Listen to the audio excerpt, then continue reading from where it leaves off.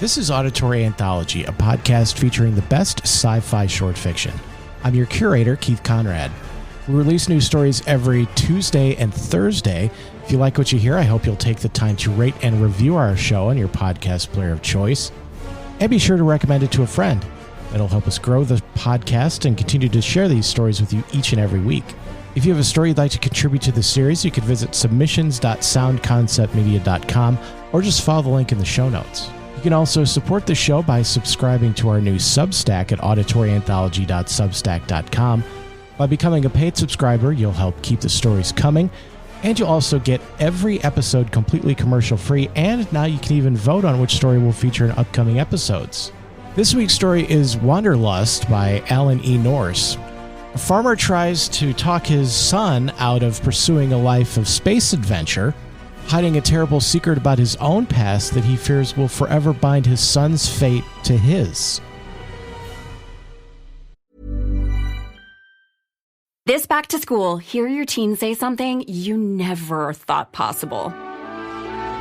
Thanks, Ma. Come to your Boost store and take home iPhone 15 with its amazing camera and all-day battery for only $99.99. Perfect for back to school. Thanks, Ma. You won't get tired of hearing it. Visit your nearest Boost store. Requires ID verification, port in and activation on $60 per month plan and $35 device setup fee. Taxes extra.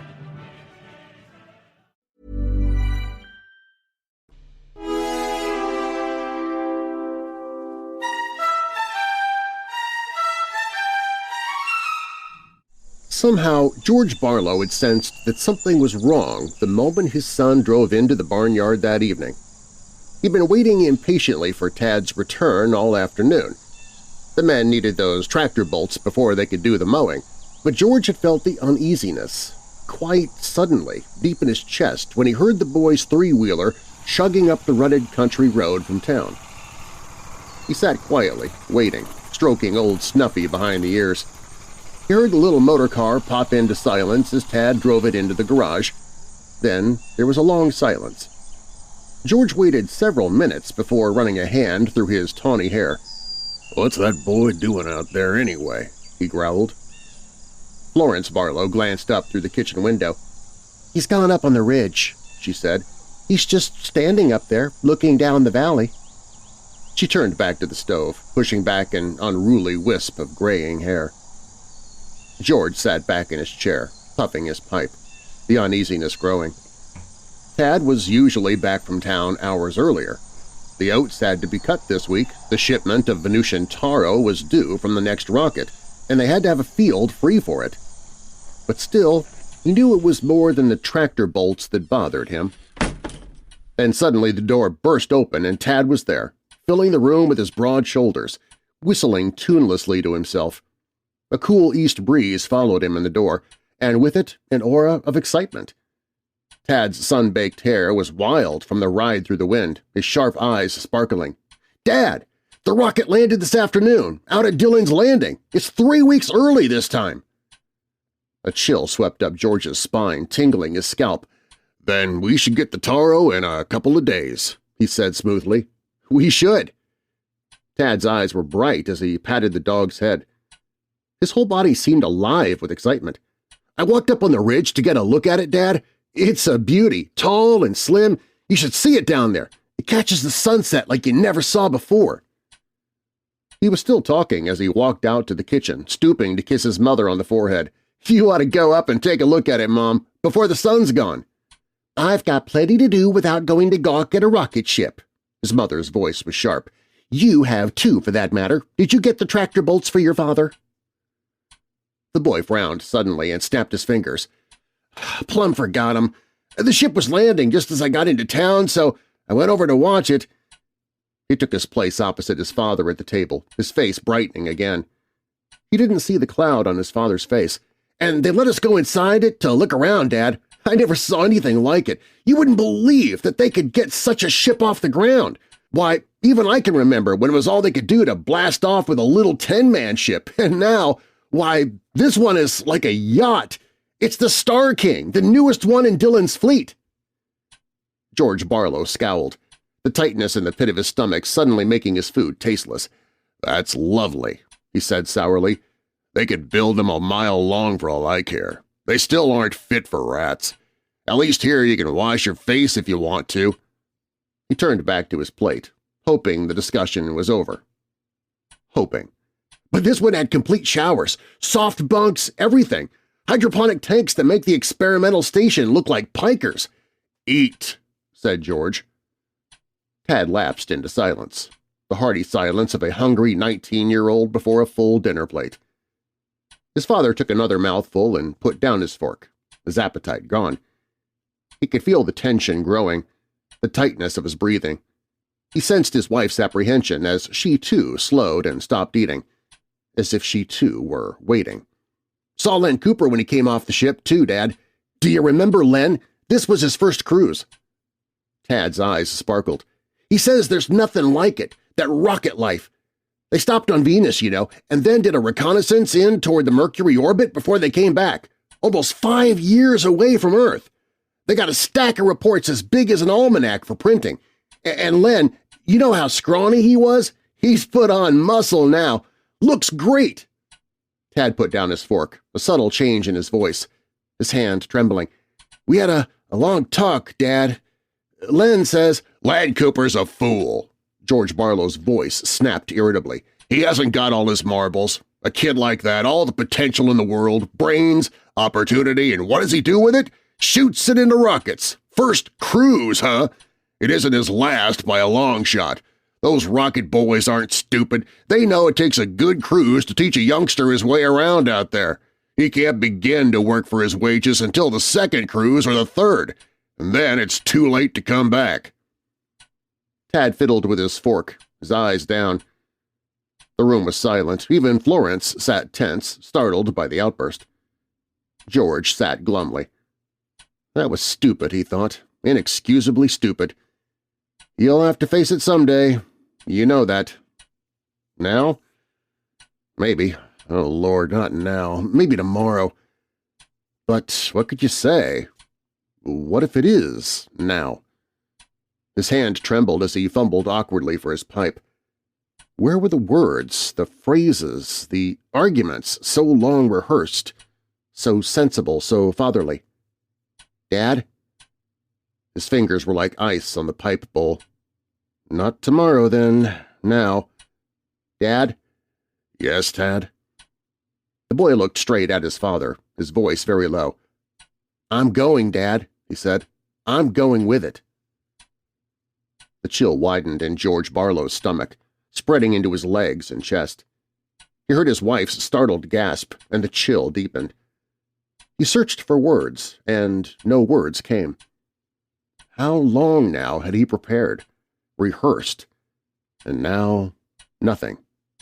He just sat there in the dead, still room.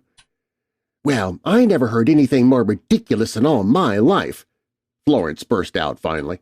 "You're crazy, Tad, plumb crazy. Do you mean to sit there and say that you're going to give up college, throw away this farm?"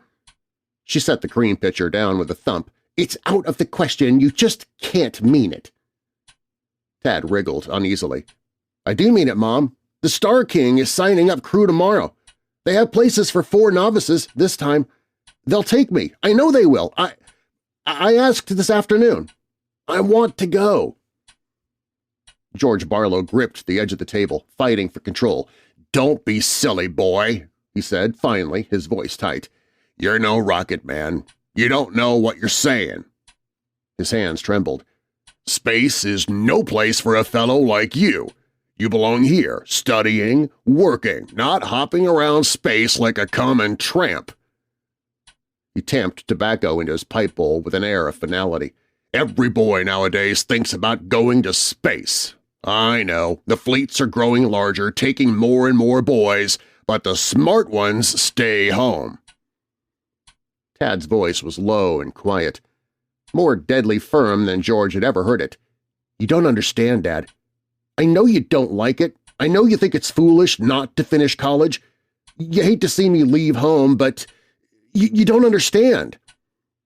He looked up, his boyish face pale under deep summer tan.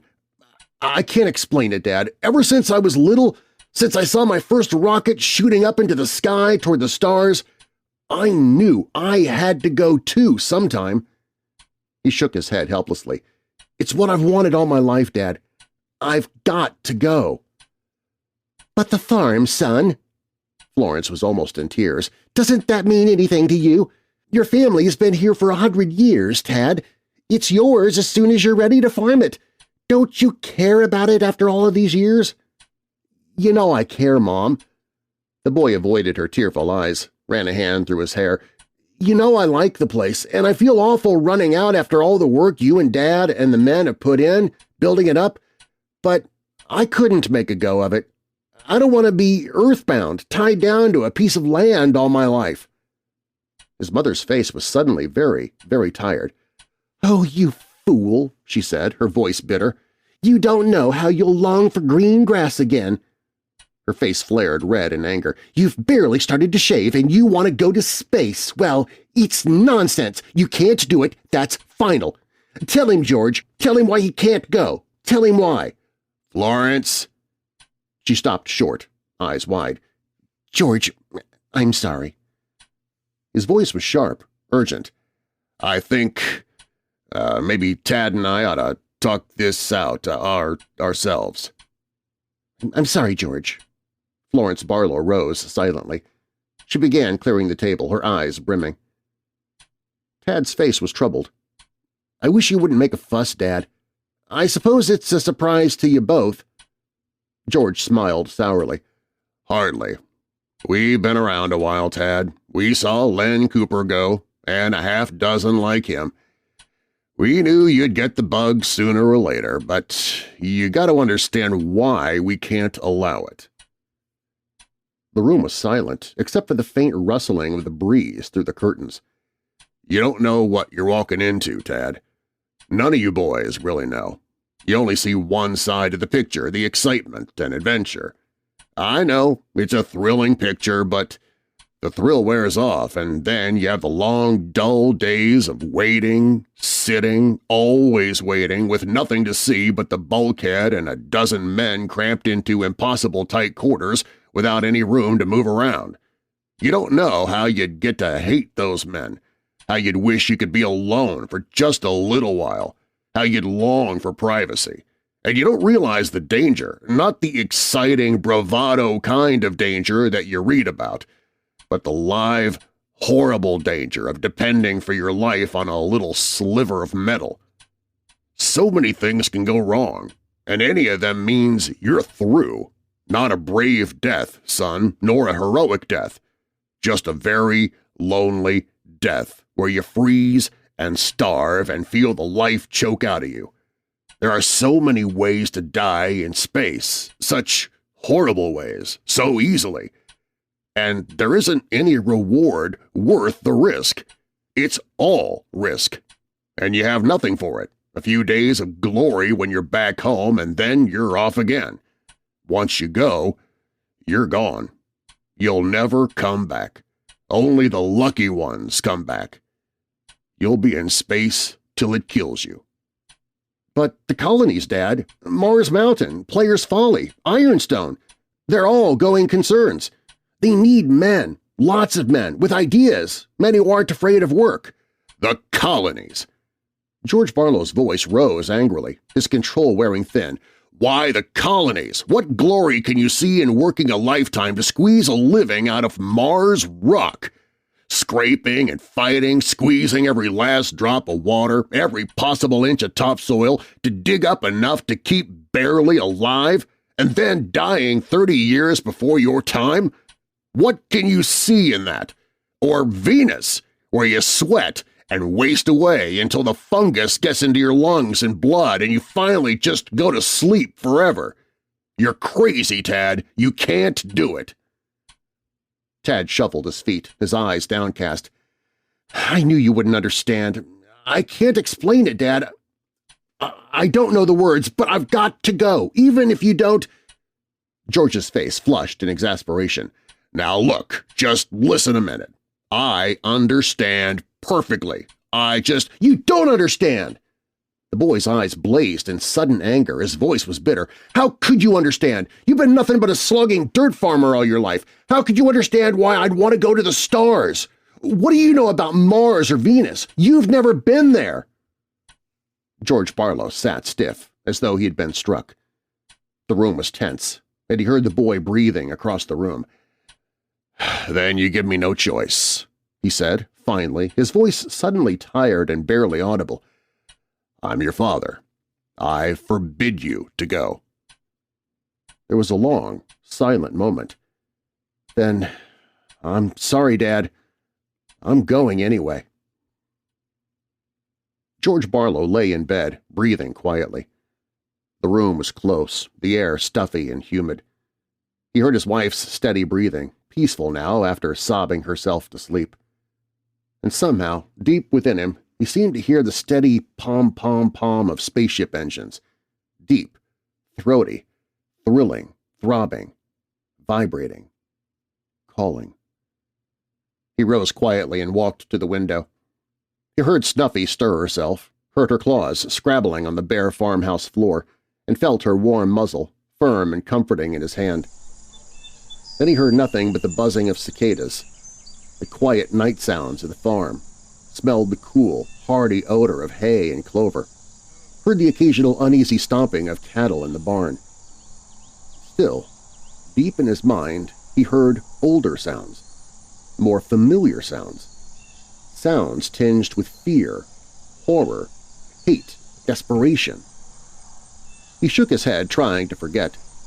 But there was excitement there, too, that intangible, overpowering thrill of the Wanderlust. Memories flooded back into his mind, memories he had thought long ago blotted out and forgotten.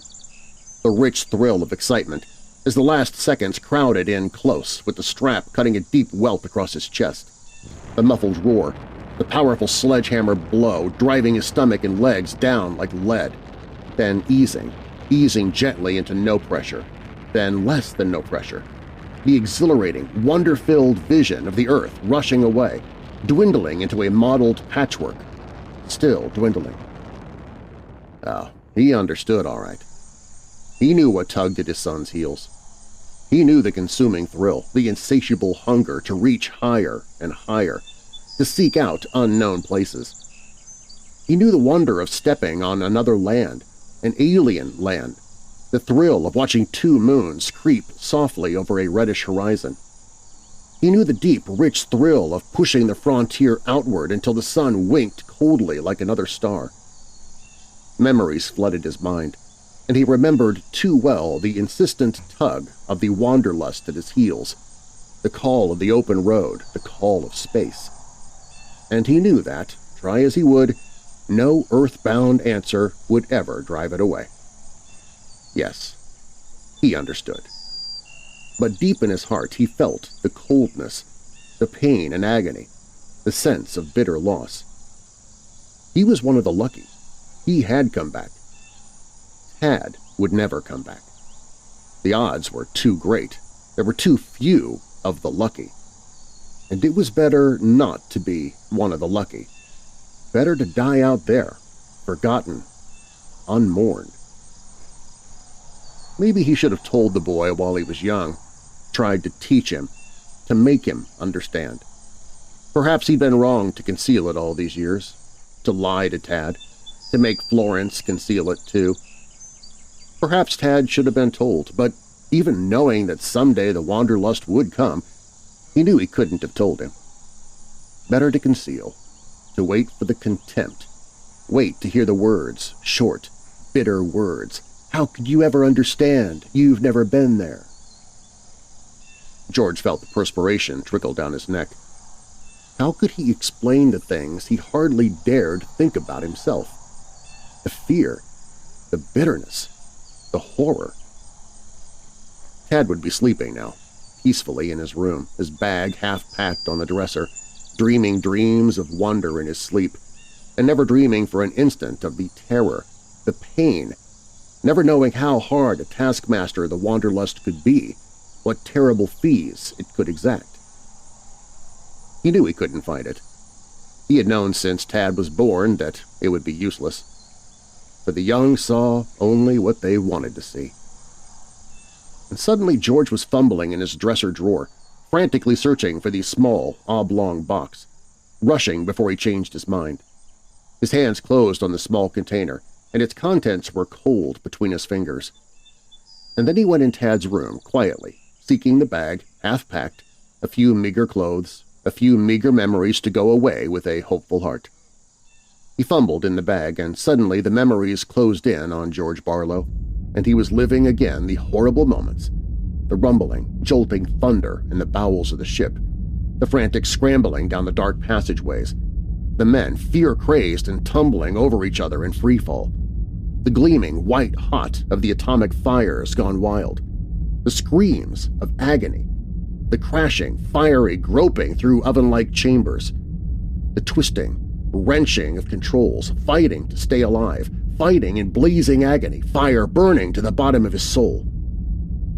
The little metal disc slipped into the boy's bag, down between a pair of pants and a book.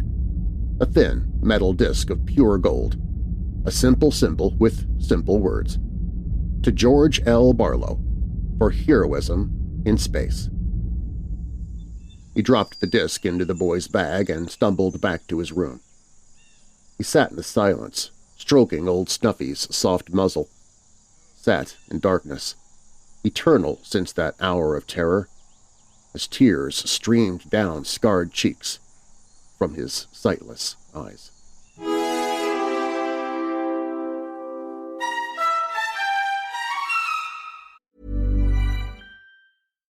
Comcast is committed to bringing access to the Internet to all Americans, including rural communities across the country, like Sussex County, Delaware. We were being left behind. Everybody around us seemed to have Internet, but we did not. High-speed Internet is one of those good things that we needed to help us move our farming, our small businesses, our recreation forward. Learn more about how we're bringing our next-generation network to more people across the country at ComcastCorporation.com/investment in America.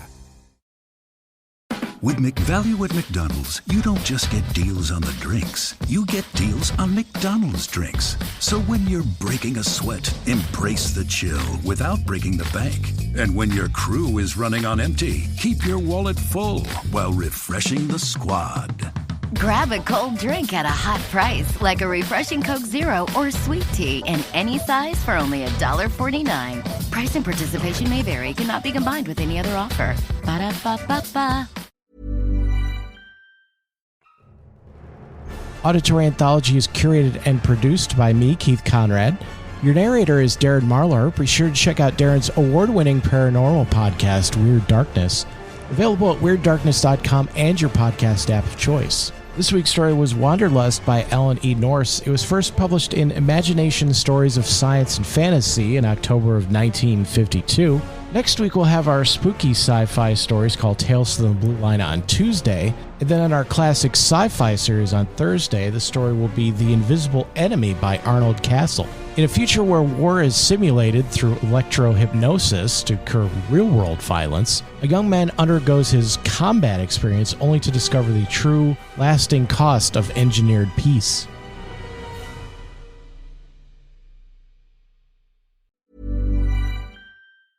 AI is transforming customer service. It's real and it works. And with Finn, we've built the #1 AI agent for customer service. We're seeing lots of cases where it's solving up to 90% of real queries for real businesses. This includes the real-world, complex stuff like issuing a refund or cancelling an order. And we also see it when Finn goes up against competitors. It's top of all the performance benchmarks, top of the G2 leaderboard, and if you're not happy, we'll refund you up to $1 million, which I think says it all. Check it out for yourself at Finn.ai.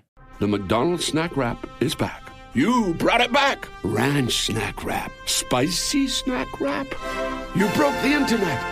For a snack. Snack wrap is back. Ba-da-ba-ba-ba. Celebrate 95 years of better appliance shopping at Bray & Scarf's anniversary sale. Going on now. Save big on in-stock refrigerators and best-selling washers and dryers. Plus, get savings on top of savings with stackable rebates on select GE Profile and Cafe packages. With nearly a century of expertise, Bray & Scarf will always get you the best deal on the best new appliances. So hurry to any of Bray & Scarf's convenient locations or shop online at brayandscarf.com, where it doesn't cost more to get more.